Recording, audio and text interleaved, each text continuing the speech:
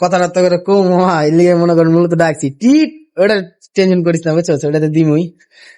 ওটা তুই জানোসই, ওই ফেসবুকে ছবি টবি ছাড়লে জীবনে মানুষে তো কমেন্ট করে না, আর মায়েরা কালাগুলা করে চেতা।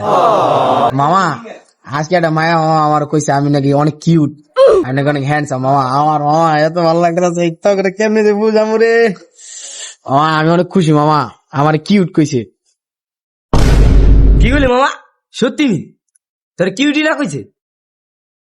পুকি মামা সত্যি, মামা সত্যি, মানে কি গো মামা, তখন তো বিষয় হইতেছে না না, আর তোরা তো জীবনের প্রথম অঞ্চল।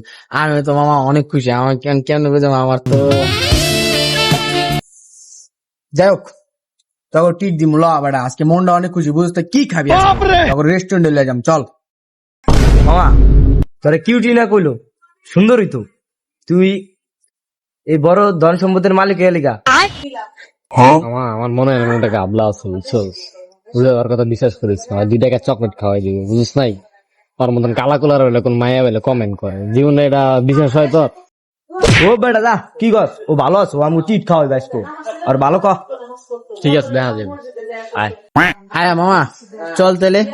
তারপরে ঠিক দেই, মনটা অনেক ভালো মামা, চল। আয়।